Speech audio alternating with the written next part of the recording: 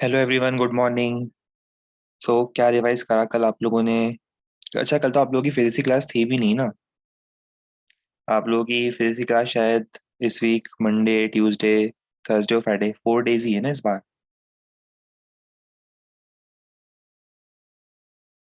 Test के लिए revision proper चल रहा है आप लोगों का? इस वीकेंड पर जो टेस्ट है उसका रिवीजन?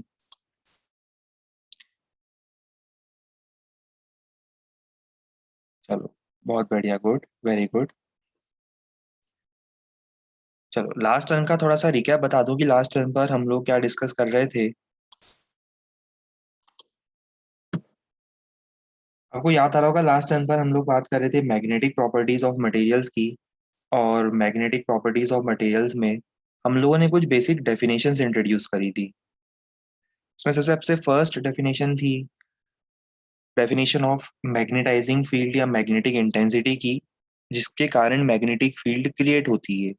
ये वो चीज है that is responsible for creating magnetic field. इसके कारण मैग्नेटिक फील्ड क्रिएट होती है। और फिर हमने देखा था कि रीजन क्या होता है for change in magnetic field in the medium. और यहीं से चीजें इंटरेस्टिंग हो गई थी, क्योंकि हमने इसी के हेल्प से बाद में जाकर देखा था तीन टाइप के मटेरियल होते हैं: पैरामैग्नेटिक, डायमैग्नेटिक और फेरोमैग्नेटिक मटेरियल्स। तो अगर हम बात करें in the absence of external magnetic field, हमने बताया था मटेरियल के अंदर कुछ डायपोल हो सकते हैं। मैग्नेटिक डायपोल हर एटम के पास हो सकता है, जो कि रेंडमली ओरिएंटेड है और नेट मैग्नेटिक मोमेंट जीरो होता है। पर फील्ड के इन्फ्लुएंस में उसे एक डायरेक्शन मिल जाती है और नेट मैग्नेटिक मोमेंट मटेरियल के अंदर भी नॉन जीरो हो जाता है, जिसके कारण कुछ एक्स्ट्रा फील्ड जनरेट हो सकती है, जो कि रीजन होता है मैग्नेटिक फील्ड के चेंज का। फिर इंटेंसिटी ऑफ मैग्नेटाइजेशन डिफाइन किया था: magnetic moment generated per unit volume inside the material. फिर याद आ रहा है मैग्नेटिक ससेप्टिबिलिटी का है: intensity of magnetisation divided by magnetising field. और इन सब के बाद हम लोगों ने रिलेशन देखा था, relation between relative permeability and काय। और ये कंप्लीट होने के बाद टाइप्स ऑफ मटेरियल, एनसीईआरटी में तीन टाइप के मटेरियल के बने: paramagnetic, diamagnetic and ferromagnetic materials. और इसके बाद इन सब के लिए काय की वैल्यू क्या होती है वो भी हम लोगों ने देखी थी। और फिर मैंने आप लोगों को दो टास्क दिए थे। पहला टास्क कि जहां तक हम लोगों ने पढ़ लिया था एनसीईआरटी से उतना क्लास नोट्स कंप्लीट करने हैं। दूसरा टास्क मैंने आपको 20 टास्क सक्सेसफुल ना, ठीक है, बढ़िया। दूसरा मैंने आपको 20-25 मिनट्स का एक वीडियो डाल के दिया था। इसमें नीचे मैंने मेंशन भी किया था नोट में कि इसके हेल्प से आप लोग कंप्लीट करोगे पैरामैग्नेटिक, फेरोमैग्नेटिक और डायमैग्नेटिक मटेरियल्स। और उसको आपको नोट भी करना था कॉपी में आपकी। क्या आपने वो कंप्लीट कर लिया? कॉपी में नोट भी कर लिया?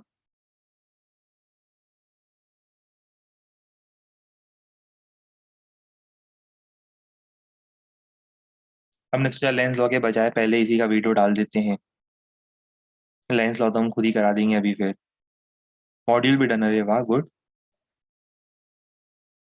वैसे हम बता दें आज इवनिंग में इसी का जो मॉड्यूल होगा, मैग्नेटिज्म का मॉड्यूल जो है उसका डिस्कशन रहेगा। आज अपनी डाउट क्लास होगी इवनिंग में। उसमें हम लोग इसी का बिगनर बॉक्स और इसी का मॉड्यूल सॉल्यूशन तो हम ऑलरेडी पोस्ट कर चुके हैं, उसी के बिगनर बॉक्स और मॉड्यूल का डिस्कशन होगा। ठीक है, फिर भी एक बार जल्दी से रिकैप करा देता हूँ मैं तीनों मटेरियल्स के बारे में। तीनों मटेरियल्स में से सबसे पहला होता है डायमैग्नेटिक, जो कि क्या होता है, वीकली रिपेल होता है in the presence of magnetic field. और ये stronger part of the field से weaker part of the field जाने की कोशिश करता है। और कुछ मटेरियल्स का हमने एग्जांपल देखा था, पर सबसे इंपॉर्टेंट एग्जांपल था, सबसे एक्सोटिक एग्जांपल था सुपर कंडक्टर्स, जहाँ पर हम लोगों ने देखा था मैसनर इफेक्ट होता है। ये सब कुछ आपको याद आ रहा होगा कि किसी पर्टिकुलर टेम्परेचर के नीचे दे आर परफेक्टली डायमैग्नेटिक, उनके अंदर मैग्नेटिक फील्ड जीरो हो जाएगी, उनका जो काई होता है वो -1 हो जाता है। It is a perfect example of diamagnetic materials. फिर पैरामैग्नेटिक मटेरियल्स भी मैंने उसमें डिफाइन किया था। और उसमें मैंने पैरामैग्नेटिक मटेरियल को डिफाइन किया था ऐसे मटेरियल्स जो कि वीकली मैग्नेटाइज हो जाते हैं सेम डायरेक्शन में when placed in magnetic field. और इसके कारण क्या होता है, दे हैव दिस टेंडेंसी जिसके कारण वो कहाँ से कहाँ मूव करते हैं, वीकर रीजन से stronger part of the magnetic field move करने की टेंडेंसी रखते हैं। और इसमें क्या होता है, इसमें इंडिविजुअल एटम्स के पास पहले से ही atomic magnetic dipole moment present होता है, जो कि धीरे धीरे उस डायरेक्शन में थोड़ा सा और अलाइन होना स्टार्ट होता है जब हम क्या करते हैं, एक्सटर्नल फील्ड अप्लाई करते हैं। फिर इसमें हमने ये भी बताया था उस वीडियो में कि किस तरह से टेम्परेचर बढ़ाने पर जो आप लोगों ने अलाइनमेंट करने की कोशिश करी है, जो सेम डायरेक्शन में मैग्नेटिक डायपोल मोमेंट का अलाइनमेंट हो रहा है, वो अलाइनमेंट फिर बिगड़ जाता है। मतलब टेम्परेचर बढ़ने के साथ साथ काई की जो वैल्यू होती है वो फिर रिड्यूस होना स्टार्ट होगी। तो इसका मतलब chi is inversely proportional to temperature. ठीक है। तो ये जो लॉ होता है इसको हमने बताया था क्यूरीज लॉ। और ये सब कुछ मेंस के पॉइंट ऑफ व्यू से, बोर्ड्स के पॉइंट ऑफ व्यू से आप समझ लो कि ये सब कुछ चीजें इंपॉर्टेंट है, कहीं से भी क्वेश्चन आ सकता है। सारी चीजें आपको पता होनी चाहिए, एक एक वर्ड आपको याद होना चाहिए। ये इंटरेस्टिंग था। फेरोमैग्नेटिक मटेरियल्स के बारे में भी हमने बताया था उसमें।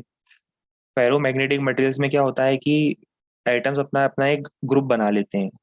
टिपिकली कितना बताया था, शायद 1 mm था, देखो लिखा हुआ है यहाँ पर। ये यहाँ पर लिखा हुआ है कि typically it is about 1 mm या 10⁻11 एटम्स, ये मिलकर आपस में अपना एक ग्रुप बना लेते हैं और अपने मैग्नेटिक डायपोल मोमेंट को एक डायरेक्शन में ओरिएंट कर देते हैं। पर ये क्या होता है, ये जो डायपोल्स होते हैं ना, ये देखो अभी थोड़ा सा है तो ये भी रेंडमली ऑर्गेनाइज, ये देखो अभी आप देखोगे तो ये भी अभी रेंडमली ओरिएंटेड है। पर क्या होता है जब फील्ड लगा देते हैं, इसको डोमेन बोलते हैं। जब मैंने बताया भी था वीडियो में, आपने शायद वो देखा नहीं है, मैंने आपको एक ग्रुप में आपकी लिंक पोस्ट करी है, 25-30 मिनट्स के वीडियो की एक लिंक पोस्ट करी है कल। आपने शायद देखा नहीं, तो आपको डोमेन का मीनिंग इसलिए क्लियर नहीं हो रहा है, मैं फिर से बता दूं। डोमेन का मतलब होता है कि जो ग्रुप होता है, ये ग्रुप क्या करता है, ये ग्रुप ये जो ग्रुप है, ये ग्रुप ऑफ एटम्स क्या करते हैं, अपने मैग्नेटिक डायपोल मोमेंट को एक साथ ओरिएंट कर देते हैं। तो ऐसे बहुत सारे डोमेन्स फॉर्म होते हैं, इनको अपन डोमेन्स बोलते हैं। छोटे छोटे डोमेन्स बनेंगे, 1 mm के छोटे छोटे रीजन्स बनेंगे। पर एक्सटर्नल मैग्नेटिक फील्ड में बहुत ही शानदार काम होता है कि सब डोमेन्स अपने आप को, ये सब ग्रुप्स, ये सब डोमेन्स अपने आप को एक प्रॉपर डायरेक्शन में ओरिएंट कर देते हैं।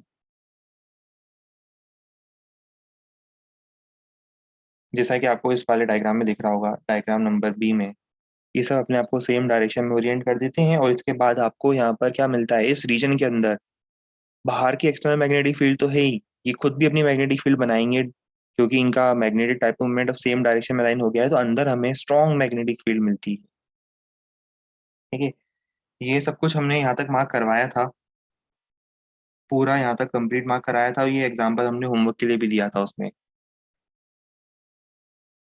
अब आज हम लोगों को क्या करना है, आज इसमें ना एक छोटा सा पोर्शन है, बट एक इम्पोर्टेंट पोर्शन है ये वाला।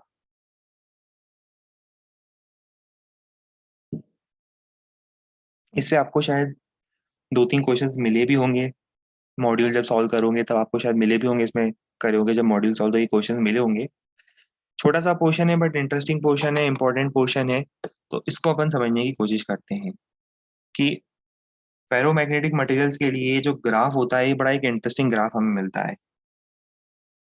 तो देखो, बी और एच के बीच में जो रिलेशन होता है फेरोमैग्नेटिक मटेरियल्स के लिए, ये इतना स्ट्रेट फॉरवर्ड नहीं होता है। ठीक है। अब इसमें क्या होता है, हम सोचते हैं कि लीनियर होगा। लीनियर इन द सेंस कि हम सोचते हैं कि जितना ज़्यादा हम मैग्नेटाइजिंग फील्ड वगैरह लगाएंगे, और उतना ही ज़्यादा हमें क्या मिलेगा, उतना ही ज़्यादा हमें अंदर मैग्नेटिक फील्ड मिलेगी। बट इतना ज़्यादा रिलेशन सिंपल नहीं होता है, इसमें लिखा भी है देखो, इट इज़ कॉम्प्लेक्स। समझ रहे हो, it is complicated, it is complex. तो ये कॉम्प्लेक्स रिलेशन है, अब आगे समझते हैं। इट इज़ नॉट लीनियर, और ये क्या होता है, magnetic history of the sample पे डिपेंड करता है। मैं अभी आपको समझाऊंगा कि सैंपल की हिस्ट्री का मतलब क्या है, मैग्नेटिक हिस्ट्री का मतलब क्या है। अब देखो, हम लोग क्या करते हैं, एक मटेरियल को एक पूरे साइकिल के थ्रू ले जाते हैं, एक पूरे साइकिल ऑफ मैग्नेटाइजेशन। थोड़ा इसको समझने की पर आपको कोशिश करना पड़ेगी ना, ऐसे समझ में नहीं आएगा ये। हम समझाने की कोशिश तो करेंगे, पर आपको ये, क्योंकि एक्चुअली होता क्या है, देखो मैं आपको थोड़ा पॉइंट बताता हूँ ऑफ द ट्रैक। ये एक डिफरेंस है।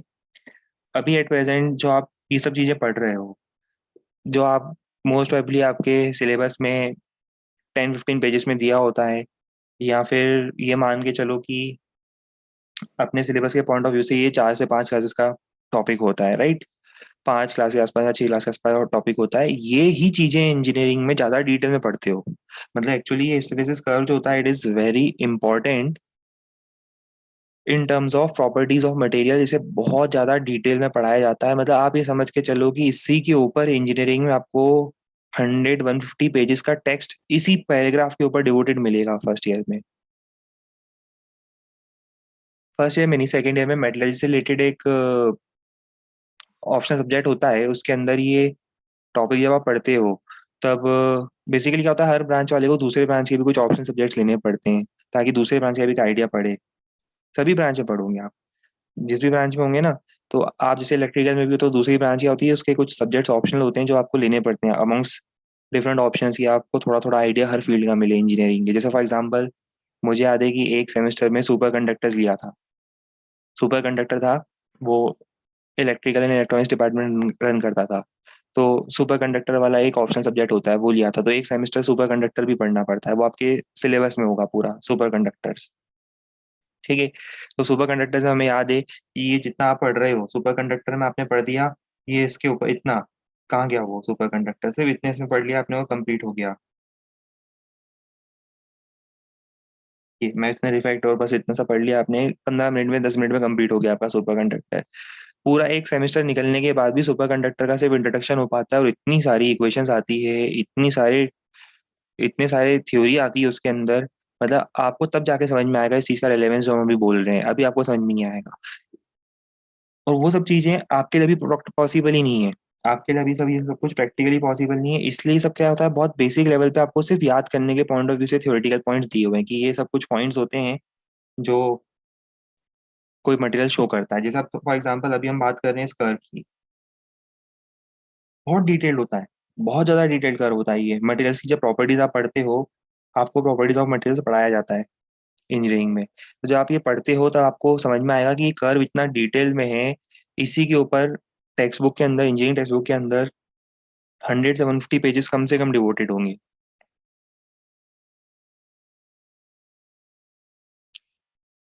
आपको पढ़ना कितना है अभी इसमें से, जो बहुत बेसिक पॉइंट्स हैं, जो कुछ इंट्रोडक्टरी पॉइंट्स होते हैं वो आपको समझने।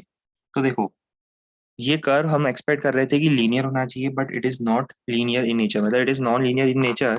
अब इसमें होता क्या है, सपोज हम स्टार्ट करते हैं पॉइंट ओ से। हमने एक बिल्कुल फ्रेश मटेरियल लिया, हम लोग स्टार्ट करते हैं पॉइंट ओ से, जहाँ पर मटेरियल क्या है,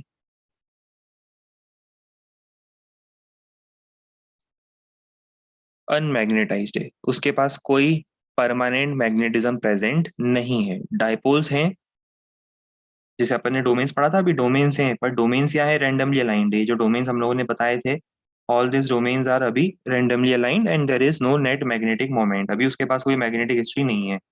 ठीक है। यहाँ से हमने स्टार्ट करा पॉइंट ओ से। अब हम क्या करते हैं, इसको एक सोलेनोइड के अंदर रख देते हैं। ये इनिशियली अनमैग्नेटाइज था, इसको हम एक सोलेनोइड के अंदर रख देते हैं और सोलेनोइड से करंट इंक्रीज करते हैं।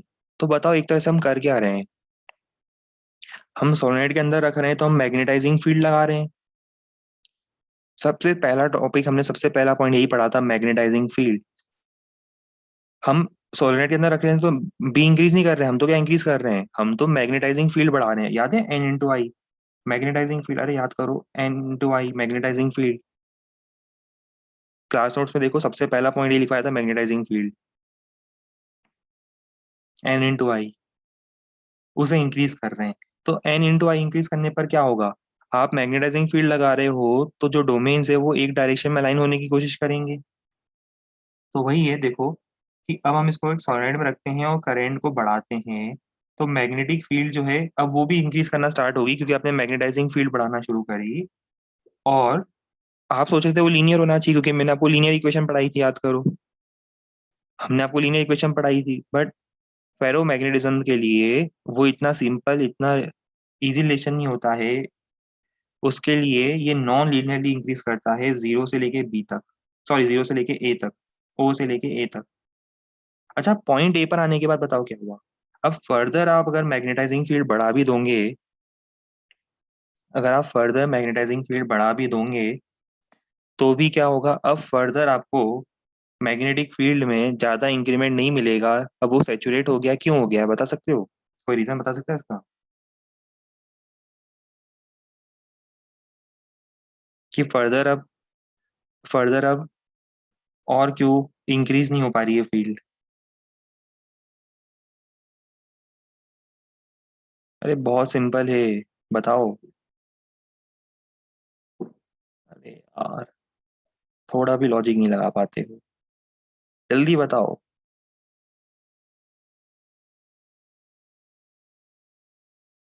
नीचे ही लिखा हुआ है, पढ़ो जरा। अरे सब डोमेन्स जितने भी थे अब सब एक डायरेक्शन में लाइन हो गए। जितने डोमेन्स थे आप सबको एक डायरेक्शन में ले आए। अब उससे ज्यादा फील्ड लगा भी दोगे तो भी वो डोमेन्स अब सेम डायरेक्शन में ही है ना। अब इससे ज्यादा डोमेन्स कहाँ से लाओगे? पहले सब डोमेन इधर उधर रैंडमली ओरिएंटेड थे, पर जब आपने एक्सटर्नल फील्ड लगाई तो सब डोमेन्स बिल्कुल सेम डायरेक्शन में ओरिएंट होना स्टार्ट हो गए।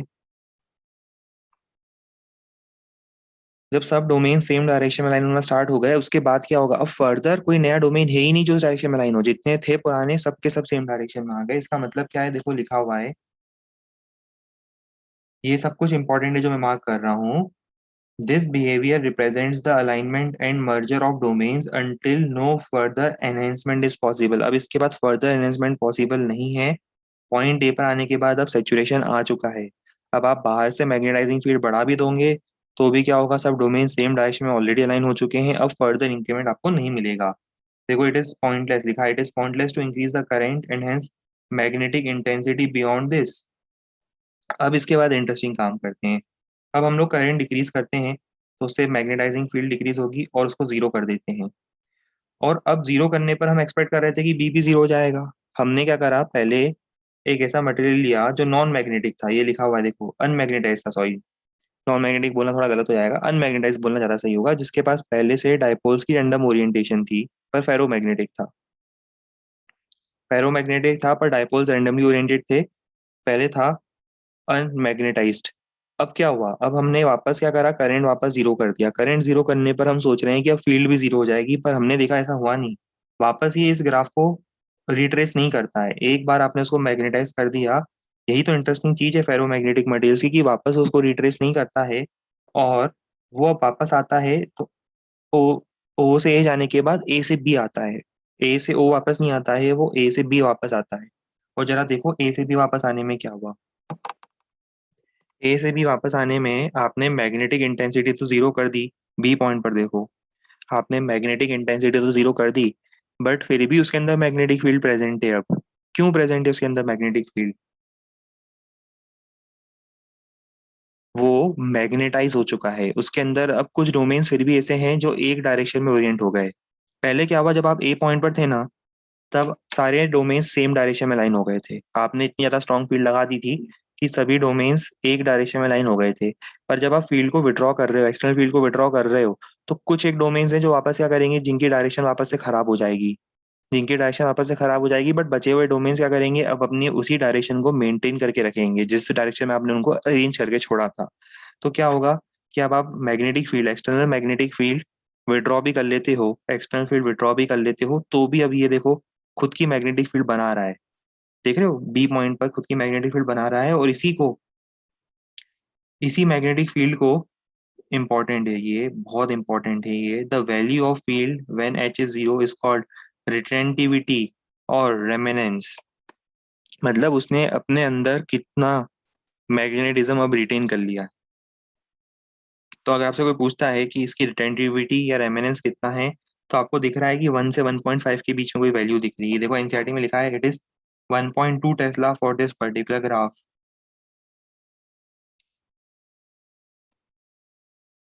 इस ग्राफ के लिए ये है कितना? 1.2 टेस्ला के आसपास।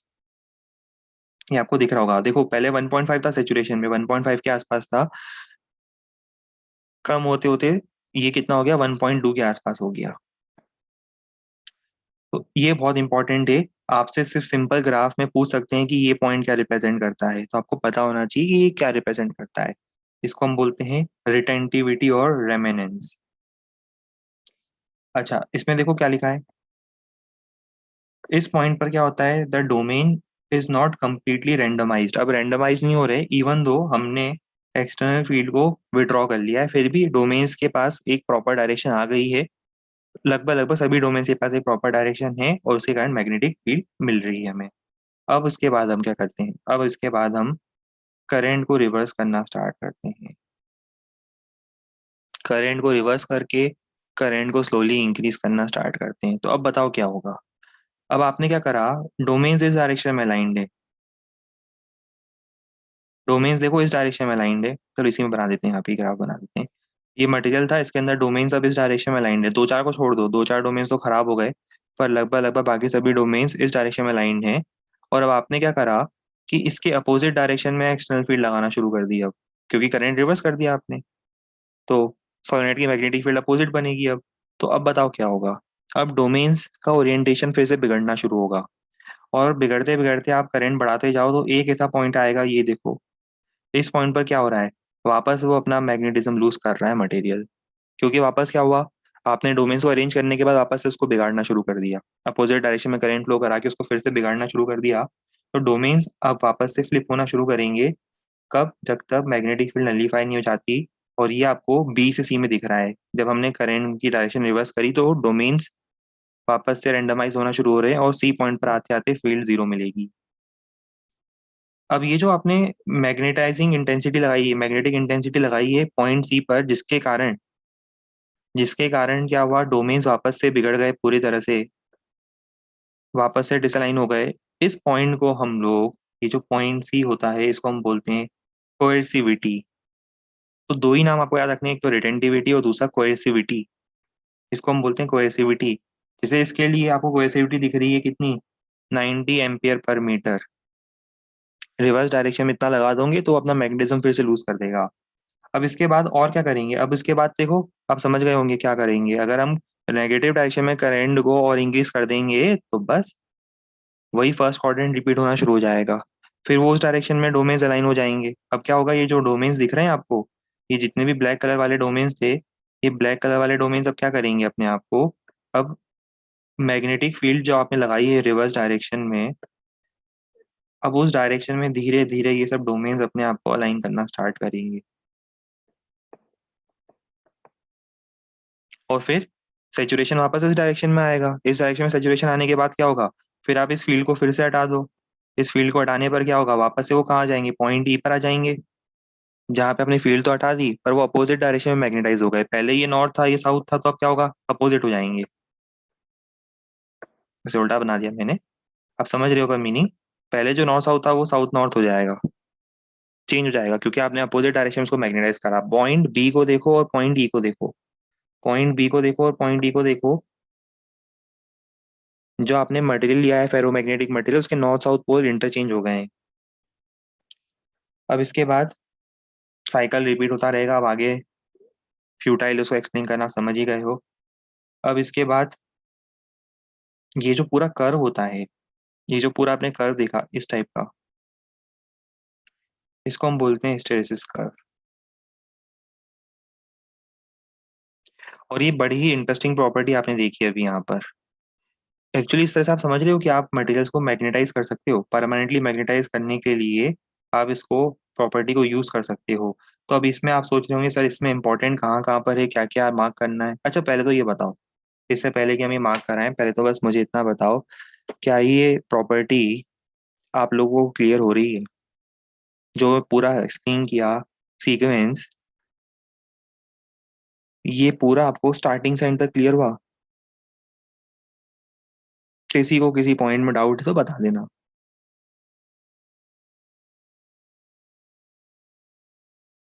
मतलब अगर मैं अभी रैंडमली किसी से भी पूछ लूँ पूरा ग्राफ फिर से एक्सप्लेन करने के लिए बिना इसको एनसीईआरटी को देखे, तो एक्सप्लेन कर लूंगी। अब पूरा याद कर लिया है, पूरा याद करवा दिया है हमने, पूरा याद कर लिया है कि पहले वो क्या होगा, ओ से ए आएगा, वहां पे सेचुरेट करेगा, सेचुरेट होने के बाद जब हम मैग्नेटिक इंटेंसिटी हटाएंगे तो भी उसके अंदर ए से बी परमानेंट मैग्नेटिज्म कुछ रह जाएगा बी पॉइंट पर। और फिर उसके बाद रिवर्स डायरेक्शन में लगा रहे हैं, तो रिवर्स डायरेक्शन में लगाने पर एक एच की वैल्यू आएगी, जब वो वापस से उसका मैग्नेटिज्म जीरो हो जाएगा, जिसको हम बोलते हैं कोएसिविटी, जिस वैल्यू पे वो जीरो हो जाएगा। और उसके बाद ये ग्राफ जो है वापस एज इट इज कंटिन्यू होता रहेगा। ये सब होता है असली इंजीनियरिंग में। आप सोच रहे होंगे असली इंजीनियरिंग में वो सब कुछ होता है, इन्हीं बहुत छोटे छोटी चीजों से, इन्हीं छोटे छोटे पॉइंट से बहुत अच्छी अच्छी चीजें जो होती है वो सब डिजाइन की जाती है। और ये सब कुछ बहुत इंपॉर्टेंट होता है। ठीक है। चलो, अब इसमें मार्क क्या क्या करना है आपको। इसमें आपको सबसे पहले तो ये ग्राफ मार्क कर लो,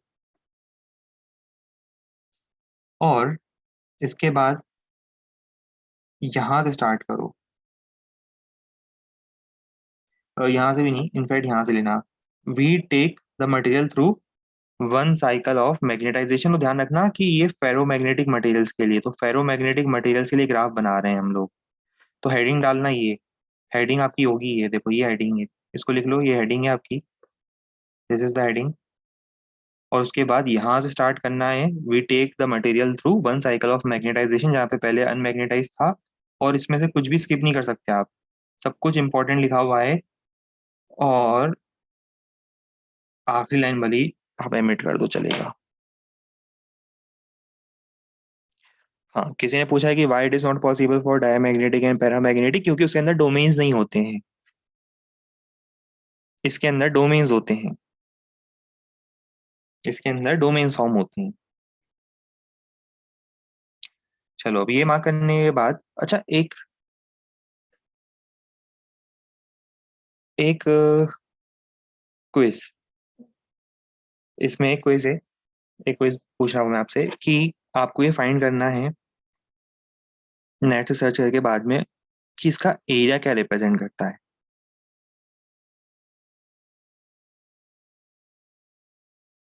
कैश प्राइस तो नहीं मिलेगा, पर हाँ इम्पोर्टेंट है।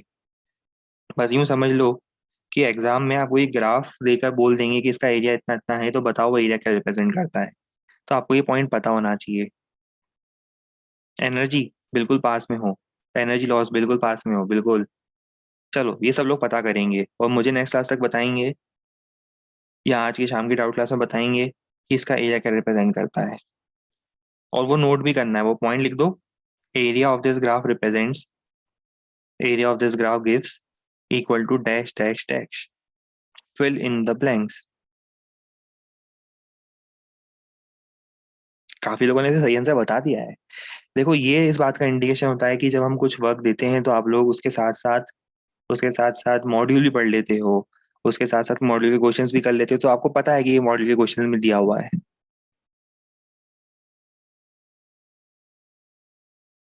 ठीक है, तभी चीजें समझ में आएगी। बहुत बढ़िया, गुड, काफी लोगों के आंसर आए हैं।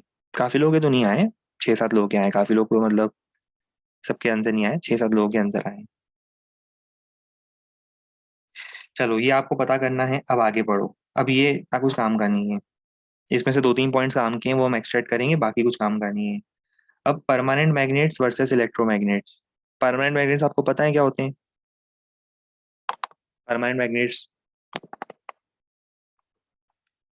और इलेक्ट्रोमैग्नेट्स भी आपको पता है। ठीक है, देखो, अब जो सब्सटेंस अपने फेरोमैग्नेटिक प्रॉपर्टी जब भी हम पढ़ा रहे थे उसको लंबे समय के लिए अगर रिटेन करते हैं तो उनको परमानेंट मैग्नेट्स बोलते हैं। उनके अंदर डोमेन्स एक डायरेक्शन में लाइंड होते हैं, तो उनके अंदर आपको मैग्नेटिक फील्ड मिलती है। एक्चुअल में अपने परमानेंट मैग्नेट्स होते हैं वो उसी कंसेप्ट पर बेस्ड होते हैं, राइट। अब क्या होता था, परमानेंट मैग्नेट्स को बहुत सारे तरीकों से बनाया जा सकता था। ये आप जरा एक बार पढ़ना, ये बचपन में सिखाया जाता था स्कूलों में। ये सब कुछ, ये जो तरीके होते हैं ना, ये सब स्कूलों में सिखाए जाते थे।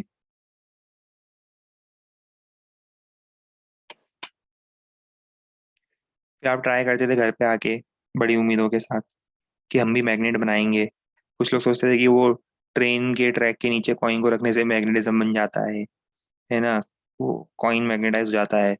तो घर वालों के सामने जिद पड़ जाते थे बचपन में कि नहीं, हम तो ट्रेन के सामने जाके कॉइन रखेंगे, है ना।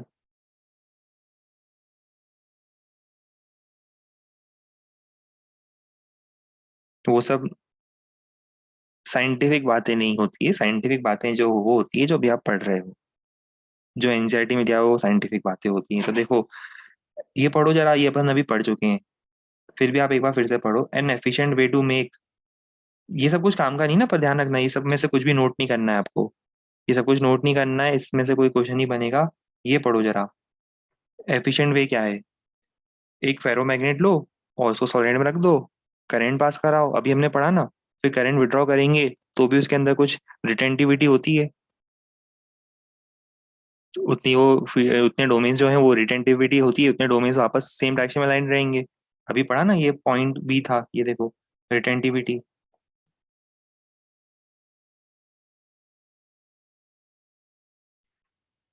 ये लिखा है। अब पढ़ो जरा, इस कर्व के हेल्प से जो हमने ऊपर पढ़ा, इसके हेल्प से हमें suitable materials for permanent magnets पता कर सकते हैं हम।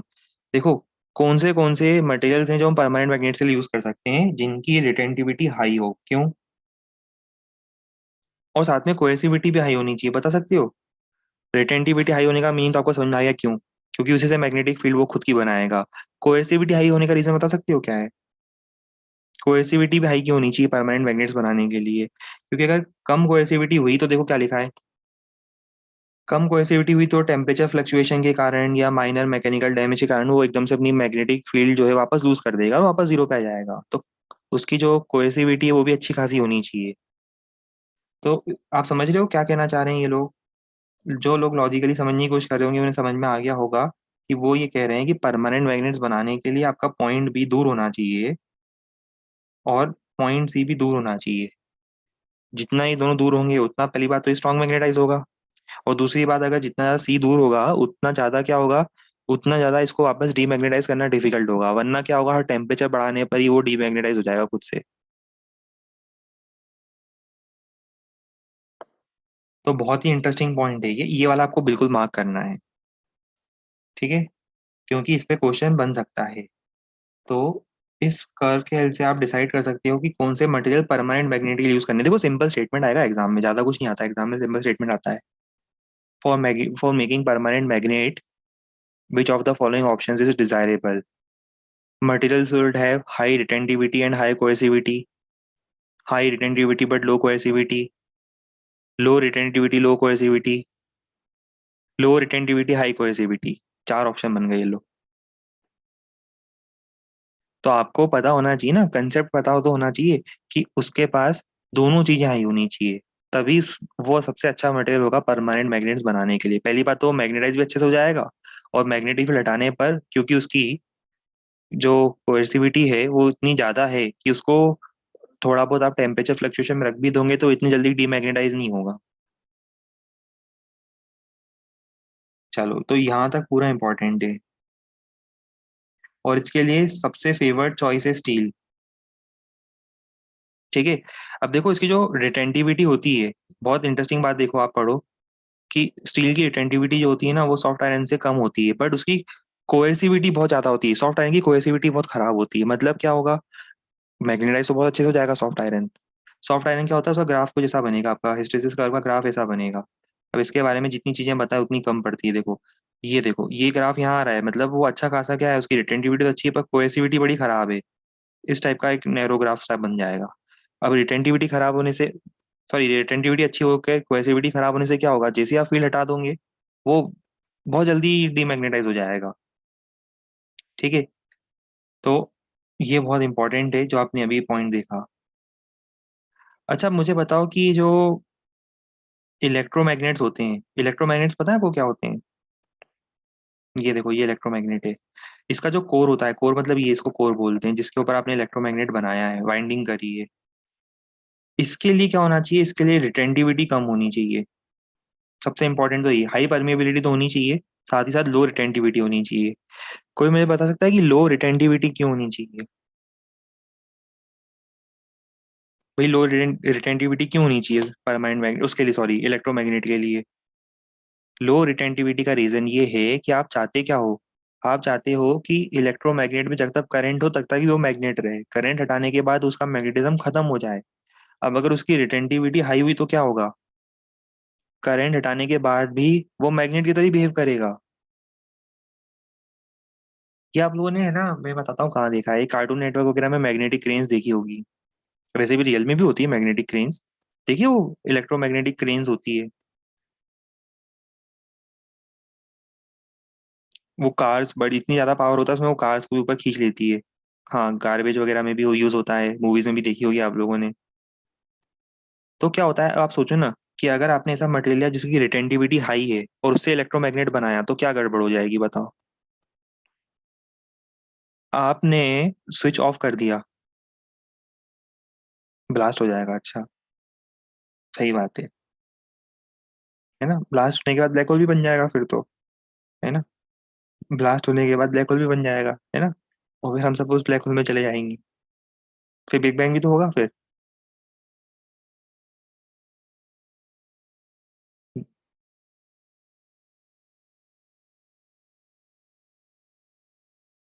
कहाँ से लाते हो आप इतने अच्छे अच्छे कंसेप्ट। देखो, वे रिपीट कर रहे हैं, बहुत बेसिक चीजें हैं। ये कोई भी इंजीनियरिंग बैकग्राउंड का स्टूडेंट कितने आसानी से समझ सकता है, जिसके पास जरा सा भी अगर लॉजिक होगा तो बहुत इजीली इस बात को समझ सकता है। आपको दो चीजें होती है, दो मैग्नेट, दो टाइप के मैग्नेट होते हैं। एक होता है परमानेंट मैग्नेट। देखो, एक होता है परमानेंट मैग्नेट। कैसे समझोगे आपको, तो ना बहुत मुश्किल है। परमानेंट मैग्नेट जो परमानेंटली साथ देता है,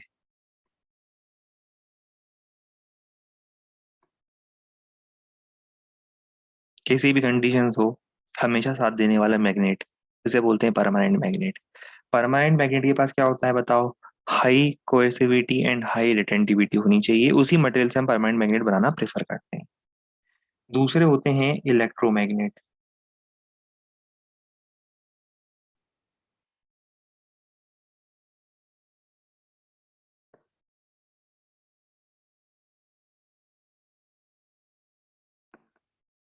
ये है देखो इलेक्ट्रोमैग्नेट, ये हमेशा साथ नहीं देते। जब तक अकाउंट में बैलेंस है, जब तक क्रेडिट कार्ड का स्कोर अच्छा है, जब तक जब तक सॉल्वेंट के अंदर करंट है, समझो ना बात को भाई। हम बात कर रहे हैं सॉल्वेंट के अंदर करंट की, ठीक है। तब तब ये बहुत अच्छे मैग्नेट की तरह बिहेव करेगा। वो देखो कितना अच्छा मैग्नेट है ना, बिल्कुल स्ट्रॉन्ग मैग्नेट की तरह बिहेव करेगा। बिल्कुल एकदम से स्टिक कर जाएगा, चिपक जाएगा लोहे में। ठीक है, ठीक है। वही तो बोले, फिजिक्स कितनी प्रैक्टिकल है ना। तो बिल्कुल स्ट्रॉन्ग मैग्नेट की तरह, बिल्कुल इससे आपको ऐसा लगेगा कि इससे स्ट्रॉन्ग मैग्नेट तो कोई है ही नहीं लाइफ में। और जैसे ही आपके क्रेडिट कार्ड की या डेबिट कार्ड की वैलिडिटी खत्म, जैसे ही करंट इन द लूप खत्म, वैसे ही उसी इंस्टेंट पर, एक सेकंड भी ज्यादा नहीं लगेगा इसको, उसी इंस्टेंट पर इसका जो स्ट्रॉन्ग मैग्नेटिक फील्ड आप देख रहे थे इतने समय से, वो एकदम से गायब हो जाएगा। तो समझो बात को हम क्या कहना चाह रहे हैं। अब बताओ, इलेक्ट्रोमैग्नेट बनाने के लिए आपको कैसा मटेरियल चाहिए। इलेक्ट्रोमैग्नेट बनाने के लिए ऐसा मटेरियल चाहिए जिसकी रिटेंटिविटी बड़ी खराब हो, और इसकी रिटेंटिविटी खराब है बहुत। पुराने वाले की कोएसिविटी रिटेंटिविटी अच्छी होनी चाहिए, इसकी रिटेंटिविटी बड़ी खराब है। खराब क्यों है? करंट जीरो होते ही इसके अंदर डोमेन्स वापस इधर उधर हो जाएंगे।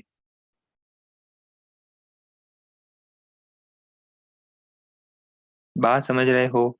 तो they should have very high permeability. कोई भी मैग्नेटिक फील्ड आए तो उसको अंदर आने देते हैं, वो वैसा रोकते नहीं है कि भाई मैग्नेटिक फील्ड आ रही है तो डोमेन्स अलाइन हो रहे हैं, तो वो उस मैग्नेटिक फील्ड को अपोज नहीं करेंगे। High retentivity, sorry high retentivity नहीं, हाई परमिएबिलिटी। हाई परमिएबिलिटी समझ में आ रहा है? बाहर की मैग्नेटिक फील्ड के इन्फ्लुएंस में वो बहुत इजीली वो मैग्नेटाइज हो पाएंगे। देखो, ये आपने मैग्नेटिक फील्ड लगाई, मैग्नेटिक फील्ड लगाते से ही सामने दिखी, सामने एक लैम्बोर्गिनी दिखी, तो मैग्नेटिक फील्ड लगाते से ही क्या हुआ, है ना। जैसे ही आपने देखा कि सामने मैग्नेटिक फील्ड लगाई, सामने एक मैग्नेटाइजिंग इंटेंसिटी लगाई, सामने एक लैम्बोर्गिनी खड़ी हो गई, तो क्या होगा वैसे ही देखो, ये ओरिएंटेशन जो होता है, जो इसके ये जो थे ना, क्या बोलते हैं इसको, डोमेन्स जो थे, देखो इसके जो डोमेन्स थे ना, उनका ओरिएंटेशन एकदम से क्या हो जाएगा, वो एकदम से बिल्कुल शानदार तरीके से, ये देखो शानदार तरीके से अलाइन हो गए।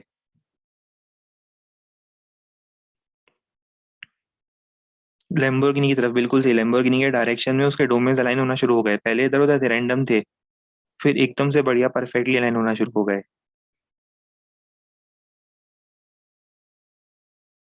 आप समझ रहे हो मैं क्या कहना चाह रहा हूँ? कुछ समझ में आ रहा है दो टाइप के मटेरियल्स के बारे में?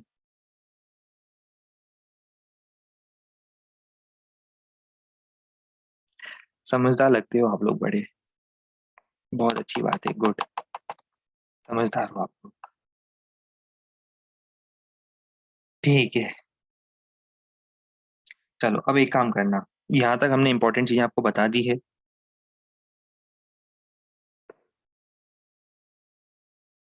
यहाँ तक तो मार्क कर ही लेना। ये देखो लिखा हुआ है कि सॉफ्ट आयरन कोर में क्या होता है, हम लोग सॉफ्ट आयरन कोर क्यों यूज करते हैं सोलनोइड के लिए, क्योंकि जैसे ही इसमें करंट पास कराएंगे ना, तो अंदर इसका मैग्नेटिज्म 1000 फोल्ड इंक्रीज हो जाता है। काई बहुत ज्यादा होता है इसका। आयरन का काई बहुत ज्यादा होता है। फेरोमैग्नेट होता है, काई ज्यादा होता है। पर उतना ही क्या होता है कि जैसे ही फील्ड हटा दोगे, आपने देखा है, आपने देखा ना, आयरन से अगर आप बनाते हो, सॉफ्ट आयरन से अगर आप वो बनाते हो बार वो इलेक्ट्रोमैग्नेट, तो जैसे ही करंट खत्म, उसकी मैग्नेटिक प्रॉपर्टीज खत्म। ठीक है। तो यही लिखा हुआ है कि सॉफ्ट आयरन के पास लो रिटेंटिविटी होती है, और इसीलिए हम उसको, ये जो सॉलिनिटी कोर होती है उसमें यूज करते हैं इलेक्ट्रोमैग्नेट बनाने के लिए। और मैं ये एक्सपेक्ट कर रहा हूँ कि साथ में जो बता रहा हूँ वो कंसेप्ट समझ में भी आता जा रहा है, और अब तो याद भी हो गया होगा, है ना?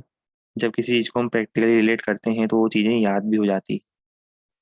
क्या है ना कि हर चीज को प्रैक्टिकली रिलेट करने के लिए हमारे पास इतने एग्जाम्पल्स हैं। बस अगेन प्रॉब्लम होती है, किस चीज की प्रॉब्लम होती है कि ट्वेल्थ क्लास में आपका जो सिलेबस होता है वो हमें कंप्लीट करना होता है अक्टूबर नवंबर तक। इसका रीजन भी है क्योंकि उसके बाद हमें इतनी सारी चीजें रिवाइज करनी है, इतने सारे प्रॉब्लम्स की प्रैक्टिस करनी है। तो कई बार इस तरह के रियल लाइफ एग्जांपल्स हम नहीं बता पाते जितना कि 11th क्लास में हमारे पास फ्रीडम होती बताने की, राइट?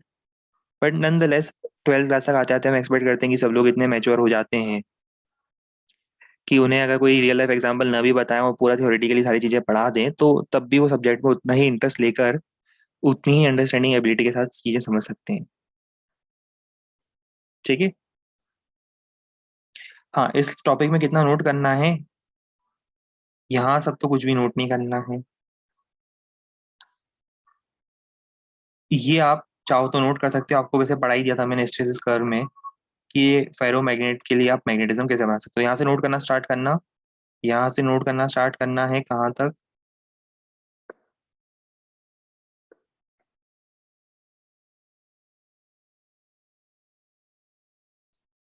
यहाँ तक पूरा इंपॉर्टेंट है।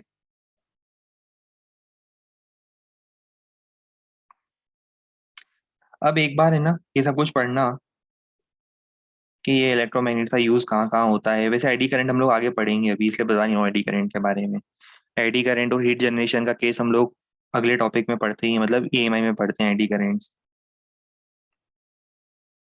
टेडी करंट नहीं बोल रहे, एडी करंट। टेडी करंट नहीं होता है। टेडी करंट किसने कहा आपसे? Eddy current. टेडी नहीं है वो, मिसप्रिंट नहीं हुआ है एनसीईआरटी में। टेडी करंट नहीं बोल रहा हूँ मैं।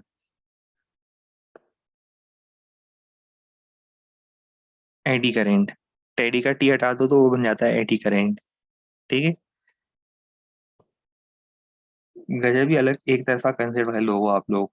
कहाँ तक मार्क करना है देखो, यहाँ से शुरू करना, यहाँ से शुरू करना, एन एफिशिएंट वे से शुरू करना, और ये लो रिटेंटिविटी पे खत्म करना। इतना बस लिखना है आपको, ज्यादा नहीं लिखना है इसमें, इतना ही लिखना है सिर्फ। और एक बार ये सब है ना इंटरेस्टिंग चीजें होती है, सब पढ़ लिया करो कि किस तरह से पुराने जमाने में लोग परमानेंट मैग्नेट बनाते थे। ये सब कुछ पढ़ लिया करो खुद से एक बार ना, अच्छा लगेगा आपको पढ़ने पर। फिर ये चीज आपको पढ़नी है, कोई पूछेगा नहीं वैसे आप लोगों से, बट पढ़ लेना एक बार।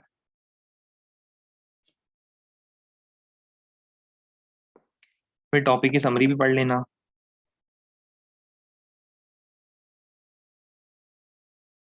टॉपिक की समरी पढ़ने के बाद पॉइंट्स ऑफ काउंटर में भी पढ़ लेना। सब कुछ काम के इतने ज्यादा है नहीं, बट एक बार पढ़ जरूर लेना। जैसे ये देखो, ये डायमैग्नेटिज्म इज यूनिवर्सल, ये अपन ने पहले भी लिखा था, उसमें मार्क किया था अपन ने कि सबके अंदर डायमैग्नेटिक प्रॉपर्टीज होती है, बट उसके अलावा उसके पास क्या होता है, पैरामैग्नेटिक और फेरोमैग्नेटिक का प्रॉपर्टीज डोमिनेटिंग होगी, तो फिर वो हमें ज्यादा एविडेंटली दिखती है। और कुछ एक्स्ट्रा मटेरियल्स भी होते हैं देखो। ये सब अभी आपने नहीं पढ़ा है, ये सब अभी आपके सिलेबस में नहीं है। बस एक इंटरेस्टिंग पॉइंट्स एनसीईआरटी वालों ने बताने की कोशिश करी है। तो ओवरऑल थ्योरेटिकल टॉपिक्स के लिए NCERT is a very nice book. सिर्फ थ्योरेटिकल टॉपिक्स के लिए। आप पढ़ोगे तो आपको बहुत अच्छा लगेगा। हाँ, जो 5-10 पेजेस लीव करे थे उसी में लिखना था ये सब कुछ। चलो, that marks the end of this chapter. और अब हम वापस आ जाते हैं ईएमआई पर।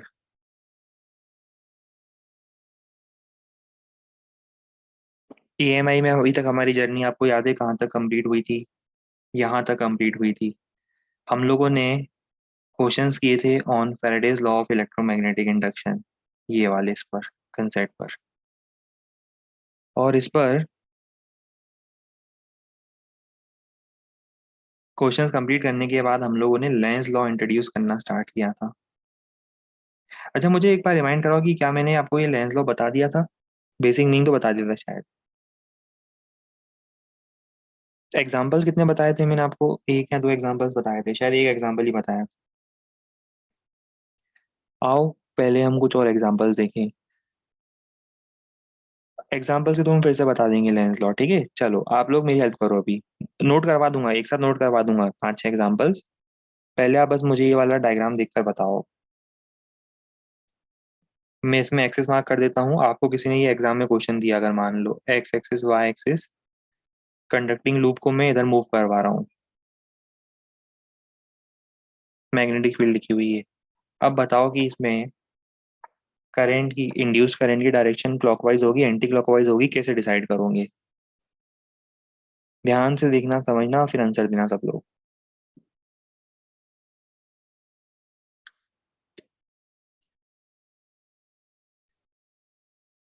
सही आंसर देना, हमें लगे भी कि आप लोग मेहनत करते हो।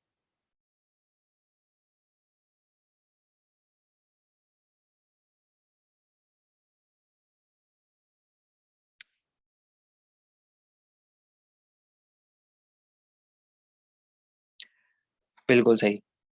जितने लोगों ने भी आंसर दिया है, हालांकि कम लोगों ने दिया है, पर जितने लोगों ने भी दिया है, 8-10 लोगों ने दिया है। एक इंटरेस्टिंग बात है कि सबने एंटी क्लॉकवाइज ही दिया है, सबने सही आंसर दिया है।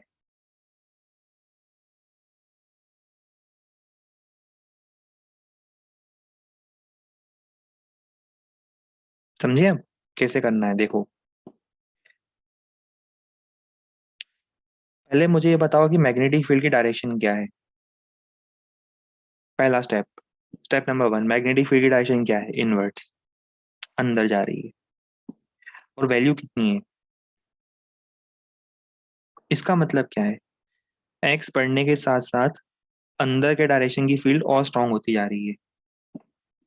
एक्स बढ़ने के साथ साथ अंदर के डायरेक्शन की फील्ड और स्ट्रांग होती जा रही है।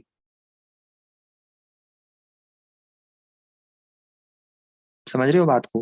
मतलब फील्ड है इनवर्ट नेगेटिव जेड में, पर एक्स बढ़ने के साथ साथ, आगे जाने के साथ साथ अंदर की जो फील्ड है वो स्ट्रांग होती जा रही है। अब मुझे बस इतना बताओ, आप सिर्फ इतना पता करना है मुझे कि जैसे जैसे आप आगे जाओगे तो फ्लक्स अंदर के डायरेक्शन में इंक्रीज करेगा या डिक्रीज करेगा? अंदर के डायरेक्शन में फील्ड स्ट्रांग होती जा रही है तो अंदर के डायरेक्शन में फ्लक्स इंक्रीज करेगा। तो उसको अपोज करने के लिए ये अपनी खुद की फील्ड कहाँ बनाएगा? बाहर बनाने की कोशिश करेगा। और खुद की फील्ड बाहर बनाने के लिए इसे करंट कैसा फ्लो कराना पड़ेगा? Anti clockwise. MEC, magnetic effects of current. आपको याद आ रहा होगा कि करंट अगर एंटी क्लॉकवाइज होगा, एंटी क्लॉकवाइज करंट के लिए उसकी मैग्नेटिक फील्ड आउटवर्ड डायरेक्शन में क्रिएट होगी।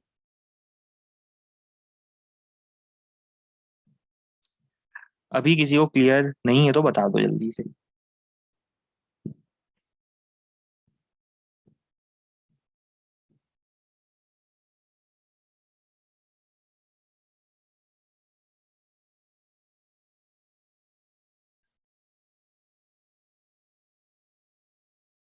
चलो और एग्जाम्पल से बताएंगे, चलो फिर एक काम करते हैं, और एग्जाम्पल से बताएंगे। देखो, नेक्स्ट एग्जाम्पल देखो, बड़ा इंटरेस्टिंग है। ये वाला एग्जाम्पल देखो। मान लो आपने एक मैग्नेट को एक कॉइल के ऊपर फ्री फॉल करने के लिए छोड़ दिया। इसको भूल जाओ भैया। देखो, एक कॉइल रखी नीचे, ये देखो एक कॉइल रखी, और कॉइल के ऊपर मैं मैग्नेट को गिराना शुरू कर देता हूँ। छोड़ दिया मैंने उस मैग्नेट को, फ्री फॉल कर रहा है मैग्नेट आपका। ऊपर से मैग्नेट जो है वो फ्री फॉल कर रहा है। सबसे स्टैंडर्ड, सबसे क्लासिक एग्जांपल है ये। एनसीईआरटी में बिल्कुल सही दिया हुआ है ये। इसको अपने फ्री फॉल करवाया। अब मुझे बताओ कि अगर नॉर्थ पोल नीचे है तो क्या होगा? इस लूप के अंदर फ्लक्स इंक्रीज करेगा या डिक्रीज करेगा? इंक्रीज करेगा। तो फ्लक्स इंक्रीज करने का मतलब है उसके चेंज को अपोज करने के लिए अपना करंट कैसे फॉर्म करेगा? नीचे फ्लक्स इंक्रीज कर रहा था, ये अपनी फील्ड ऊपर बनाएगा। करंट कैरिंग कॉइल अपनी फील्ड ऊपर कब बना पाएगी? जब उसमें करंट कैसा होगा, इस तरह से होगा। देखो करंट अगर इस तरह से होगा, तो आपने ये सब कुछ पढ़ा है ना, एमईसी में पढ़ाया था मैंने ये सब। ये देखो डायग्राम वायग्राम भी बनाए थे, ये वाला डायग्राम बनेगा तो समझ जाओ अब।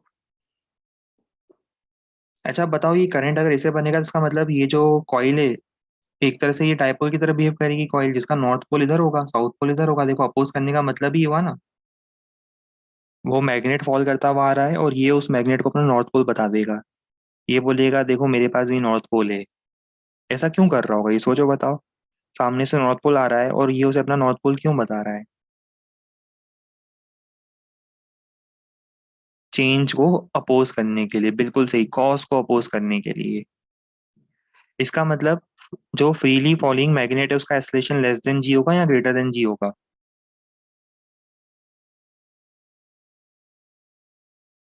बिल्कुल सही, लेस देन जी। इसीलिए देखो ये लिखा गया है साइड में कि फ्रीली फॉलिंग मैग्नेट का एक्सलेशन इज लेस देन जी।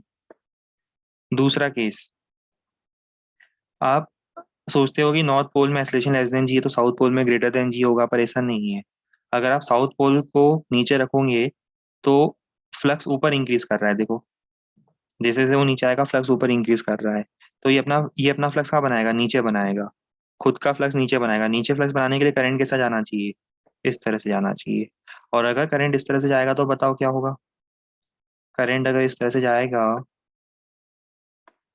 तो इसके लिए नॉर्थ ही हो जाएगा और इसका साउथ ही हो जाएगा।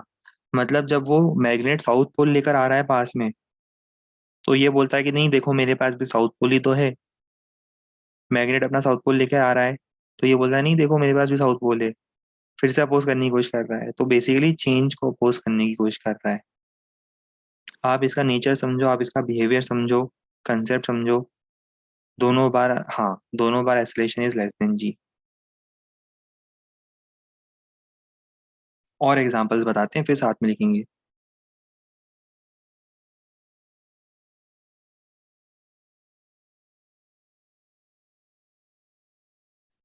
चलो अब आप लोग मुझे बताओ कि इस केस में क्या होगा। इतने रीजन में मैग्नेटिक फील्ड है, मैग्नेटिक फील्ड सिर्फ इसी रीजन में प्रेजेंट है, और एक कॉइल है बहुत दूर कहीं, उसे मैं कांस्टेंट वेलोसिटी से ला रहा हूँ, मूव करवा रहा हूँ। बताओ अभी करंट कितना है? बिल्कुल सही, जीरो। जीरो क्यों है? कोई फील्ड ही नहीं है वहां तो, कोई फील्ड ही नहीं है। अब बताओ जब ये अंदर आएगी कॉइल तब क्या होगा? अंदर कॉइल आएगी तब क्या होगा बताओ? दूसरा केस, ये डायग्राम ए है, ये डायग्राम बी है। अब बताओ डायग्राम बी में क्या होगा? अब अंदर का फ्लक्स इंक्रीज कर रहा है। अंदर का फ्लक्स इंक्रीज करने का मतलब करंट कैसा होना चाहिए? अपोज करने के लिए एंटी क्लॉकवाइज होना चाहिए। देखो मैंने डायरेक्शन मार्क कर दी है, पहले करंट जीरो था, अब current is ACW, anti clockwise. अब बताओ अब कितना होगा वापस? अब ये डायग्राम नंबर सी में बोलो, एंटी क्लॉकवाइज या क्लॉकवाइज? डायग्राम नंबर सी।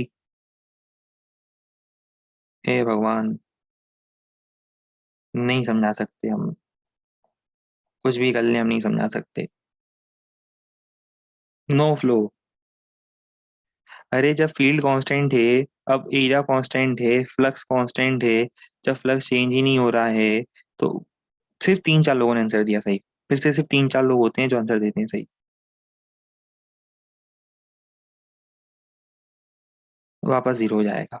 जीरो होने के बाद अब मुझे बताओ जब ये वापस बाहर निकलेगा, अब बताओ क्या होगा? अब अंदर उसको फ्लक्स की आदत पड़ चुकी है, आपने उसको अंदर वाले फ्लक्स की आदत डाल दी, पर जब बाहर निकाल रहे हो तो अंदर का फ्लक्स कम हो रहा है।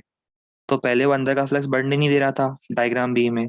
अब डायग्राम डी में क्या होगा? वो अंदर का फ्लक्स कम हो रहा है तब भी उसको अच्छा नहीं लगेगा, तब वो बोलेगा नहीं अब अंदर का फ्लक्स जो है वो कम हो रहा है, तो उसको अपोज करने के लिए वो अंदर का फ्लक्स बढ़ाएगा। अंदर का फ्लक्स कब बढ़ेगा? जब करंट होगा क्लॉकवाइज। और वापस डायग्राम ई भी आएगा एक। डायग्राम ई में बताओ क्या होगा।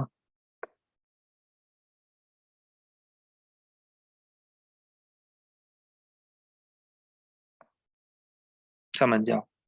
वापस जब बाहर आ जाएगा, जीरो हो जाएगा।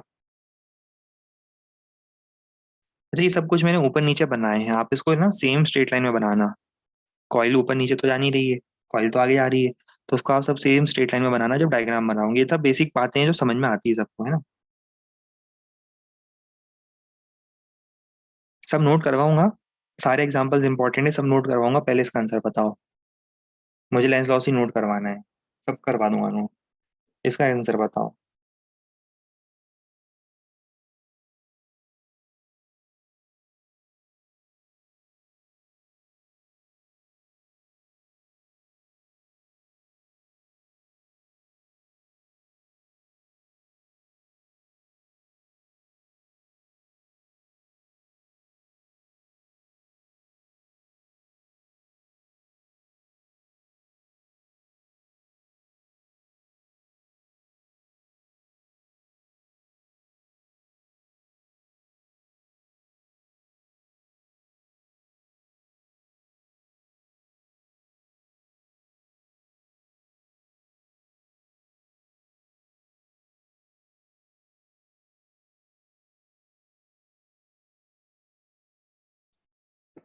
बिल्कुल सही। ए बी सी ऑप्शंस नहीं है।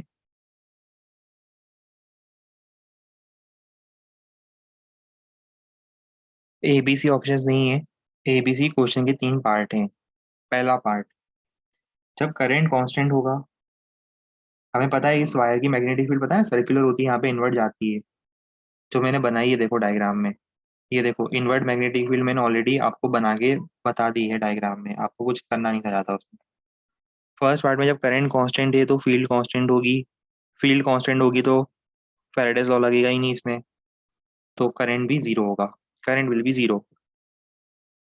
अब जब आप करंट इंक्रीज करते हो तो अंदर की फील्ड इंक्रीज होगी। और अंदर की फील्ड इंक्रीज होने का मतलब क्या है। उसे अपोज करने के लिए ये अपनी खुद की फील्ड कहाँ बनाएगा, बाहर बनाएगा। बाहर फील्ड बनाने के लिए करंट कैसा होना चाहिए, एंटी क्लॉक वाइज। देखो जिसे भी ये दिक्कत आ रही है, मेरी एक रिक्वेस्ट है कि मेरे जो क्लास नोट्स में लिखवाया था एक बार कभी पढ़ना। ठीक है। जैसे चेतन भगत की नॉवेल्स पढ़ते हो ना, वैसे कभी क्लास नोट्स भी पढ़ के देखना। आपको अच्छा लगेगा कि हमने ये करंट कैरिंग लूप की मैग्नेटिक फील्ड में चार पांच अलग अलग डायग्राम बनाए थे। जबकि एक डायग्राम ही समझ में आ जाना चाहिए। चार पांच डायग्राम बनवाए थे कि करंट अगर एंटी क्लॉकवाइज होगा तो फील्ड आउटवर्ड होगी। करंट क्लॉकवाइज होगा तो फील्ड इनवर्ट होगी। सब कुछ बता चुका हूँ मैं। अब तो देखो बताते बताते मेरा मतलब गला भी खराब हो गया। कंटिन्यूसली सारी चीजें बताते बताते गला भी खराब हो गया, बट आपको फिजिक्स समझ में ना आई। ओह। अब बताओ। थर्ड केस, करंट डिक्रीज होगा तो क्या होगा। करंट अगर डिक्रीज होगा तो अंदर की फील्ड डिक्रीज हो रही है। अब अंदर की फील्ड डिक्रीज हुई तो उसे फिर बुरा लगेगा कि ये फील्ड डिक्रीज क्यों हो रही है। तो वो अंदर की फील्ड बढ़ाने की कोशिश करेगा। अब कॉइल अपनी फील्ड अंदर कब बना सकता है, जब उसमें करंट कैसा हो, क्लॉकवाइज। तो वो अपनी फील्ड अंदर बना देगा। तो बस क्लॉकवाइज आंसर आ गया।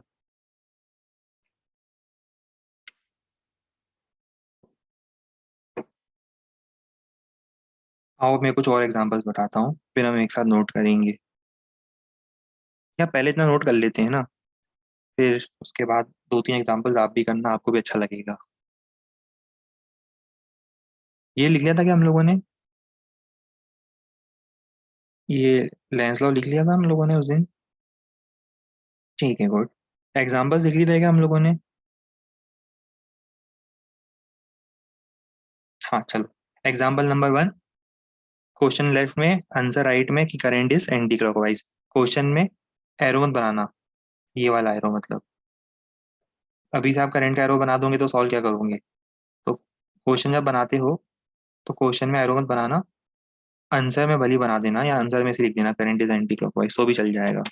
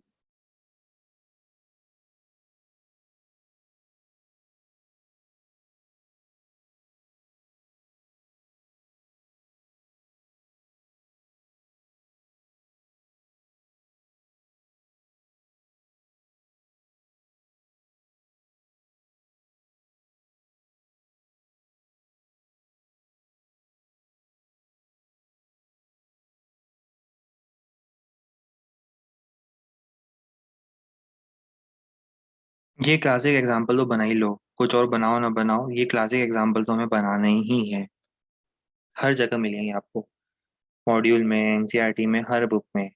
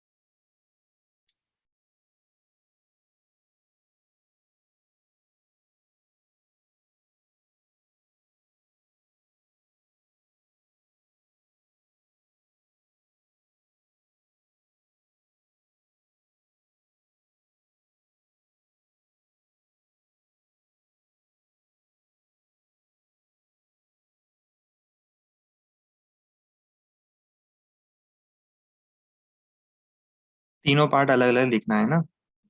ए कांस्टेंट में 0, बी पार्ट का आंसर है एंटी क्लॉकवाइज, सी पार्ट का आंसर इज क्लॉकवाइज।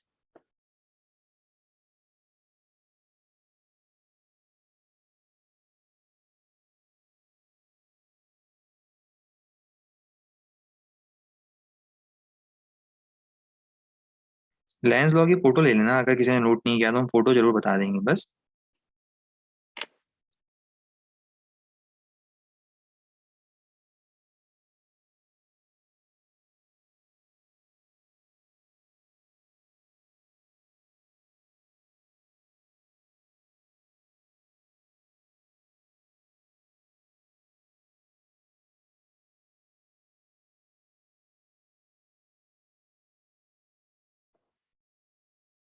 लो भाई, जिसको फोटो लेनी है पहले फोटो ले लो, फिर हम आगे और एग्जांपल देंगे आपको।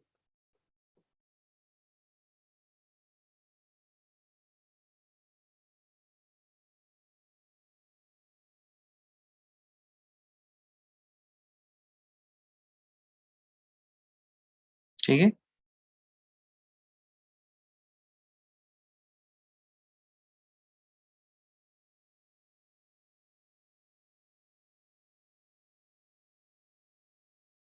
लास्ट वाला एग्जांपल नोट नहीं हुआ, इसके भी फोटो ले लो।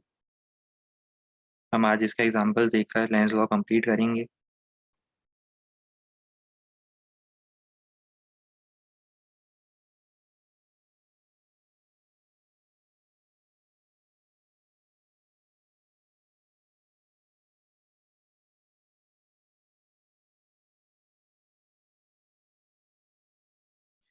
अच्छा, अब आपको क्या करना है इस क्वेश्चन में, नहीं बता देता हूँ, एक काम करता हूँ। ठीक है, देखो, अ, इसको मैं हटा देता हूँ, ये जो ये वाला पोर्शन है ना, इसको मैं रिमूव कर देता हूँ। हम लोग खुद ही आंसर बताएंगे।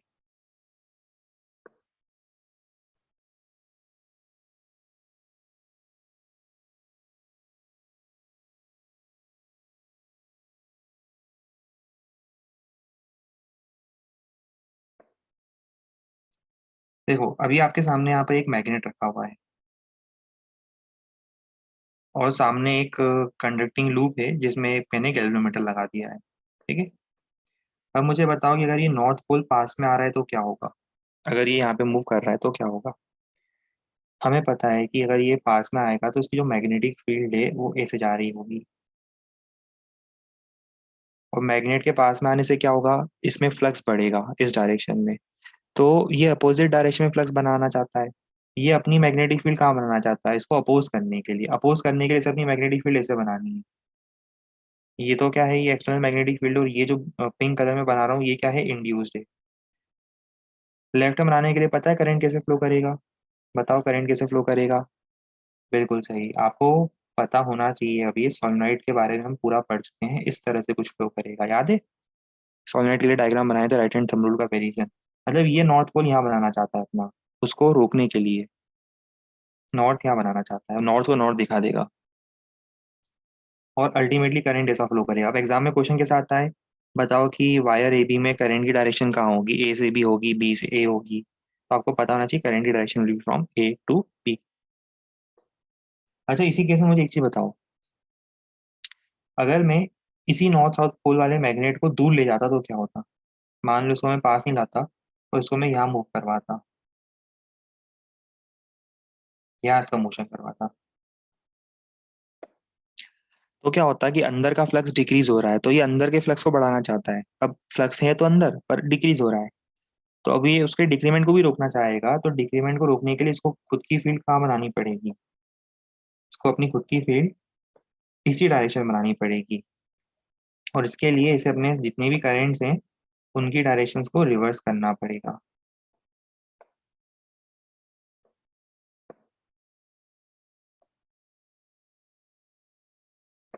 ठीक है। तो उसे क्या करना पड़ेगा, अपने जितने भी करंट्स है सबकी डायरेक्शन को रिवर्स करना पड़ेगा। अब करंट कैसा जाएगा, अब कुछ इस टाइप से जाएगा, और ये अब क्या करेगा, ये अपना साउथ पोल क्रिएट करेगा यहाँ पर। क्यों, क्योंकि वो दूर जा रहा है, तो उसे रोकने के लिए, वापस बुलाने के लिए अपना साउथ पोल क्रिएट करेगा, चेंज को अपोज करने के लिए। नोट करो इसे भी, इसे नोट ऐसे करना है, एक ही एग्जाम्पल नोट करना सिर्फ, आपको सब कुछ क्लियर हो जाएगा। इसे नोट ऐसे करना,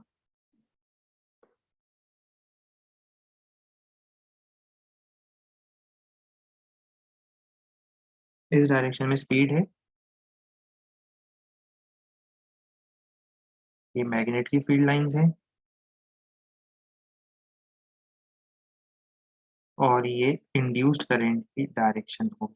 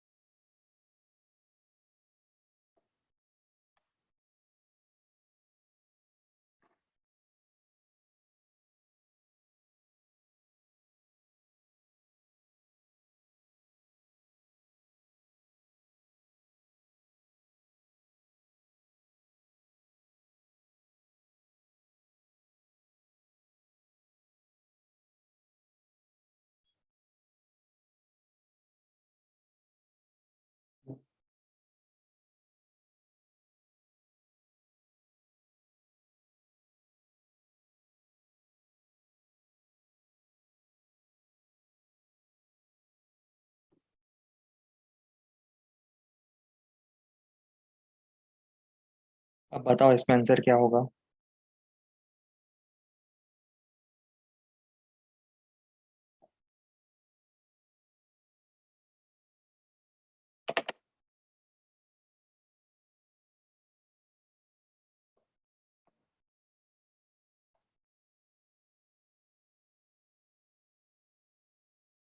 देखो, सबसे पहले तो मुझे बताओ कि अगर सोलेनोइड में करंट इस तरह से है, तो इसका मतलब सोलेनोइड का कौन सा पोल है यहाँ पर? यहाँ पर नॉर्थ पोल है। सोलेनोइड का नॉर्थ पोल यहाँ पर है, राइट? याद आ रहा है राइट हैंड थंब रूल। और इसका मतलब फील्ड है अंदर की तरफ। और ये अंदर की फील्ड बढ़ रही है, क्यों? क्योंकि इसका मोशन भी इसी डायरेक्शन में है। इसको स्पीड इस डायरेक्शन में दी तो अंदर की फील्ड बढ़ रही, तो उसे रोकने के लिए अपनी फील्ड कहाँ बनाएगा? ये अपनी फील्ड इधर बनाएगा। और अपनी फील्ड इधर बनाने के लिए इस पर्सन को लग रहा है कि वो करंट क्लॉकवाइज जा रहा है।